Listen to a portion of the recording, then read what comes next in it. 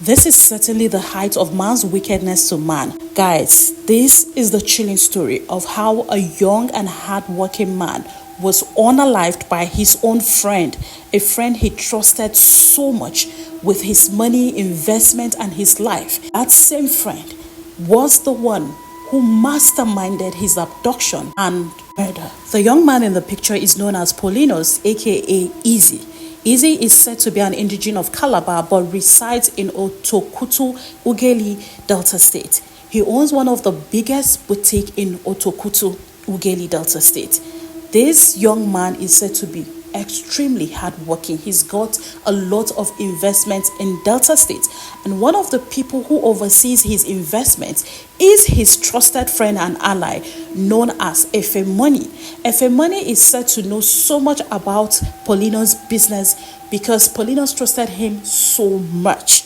Most of the investment Paulinus did in Delta State, Efe oversaw them. So it is safe to say Efe knows the net worth of Paulinus. Sometimes in November 2024, Paulinus got abducted in Ughelli. After he was kidnapped, ransom was demanded from his family. They paid, but then he wasn't released. Instead, more ransom were being demanded from his family. His family kept making effort to meet up those outrageous demands of ransom. Unknown to them, their son, Paulinus, aka Easy, had already been unalived in the most brutal manner that you can ever imagine. While Paulinus was still in the kidnapper's den and his family were struggling to pay ransom, his friend Efe Money was, however, building properties. He was said to have built a massive duplex within a short period of time and was onto the second one, which he was about to complete. A few people probably raised eyebrows and felt there's something not right, and they thought that this young man was close to Paulinus, and so he should be investigated. We do not understand how exactly the police arrived at the conclusion that Efe should be invited for questioning, but they did invited him, eventually arrested him after they had established he had a prima facie case to answer.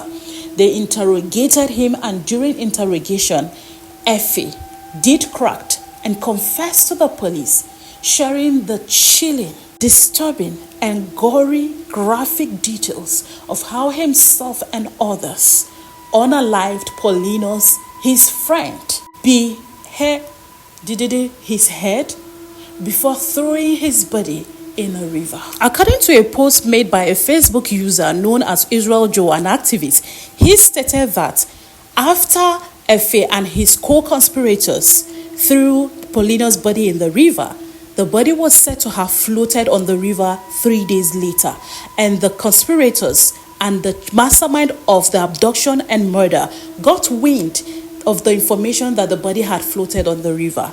Those guys were said to have returned back to the river, got hold of the body that was floating on the river, took it out of the river, tore the stomach, and removed the intestines before tying heavy blocks to the body and sinking the body with those heavy blocks into the river. The aim was to ensure that the body does not float back on the river again, and they succeeded. Now, just in case you're wondering what they did with Paulinus' head, knowing that they actually sunk his body in the river, well, today, being 20th of December 2024, Efe Money led a team of police officers to the site where they dug and buried Paulinus' head in a shrine. This is heartbreaking. The same person that he trusted so much was the one who masterminded his abduction and murder. How could he have known? I sincerely hope that this is going to be an eye-opener to people that you cannot be too careful. It is difficult to trust anyone in the days and times that we are in because the times are evil. The days are evil. There are also widespread allegations that a lot of properties that Efe did bought for Paulinus were not genuine. It is said that Efe forged most of the deeds in a bid to cover up the countless millions that he had collected from Paulinus. Oh my God, this appeared to be a premeditated act. Efe had this well planned from inception, it was not just an idea he stumbled upon one night. He had it carefully thought out, planned, and executed. But thankfully, his evil has found him out. We hope sincerely that the other suspects will also be arrested, and that none of the people that was involved in this heinous crime will get away with this evil, that they will all pay for their crimes. And we're trusting the police in Delta State to do the right thing, as they have already started on the right path. We hope that they will continue on the right path to ensure that no stone is left unturned and that nothing is swept under the rug concerning this case. They have to be tried, prosecuted, and when found guilty, serve their deserved sentences. Guys, this story is so heartbreaking, and I would love to know your thoughts on the story. Kindly pop them in the comment section. Do you think that Paulinus could have avoided this untimely death?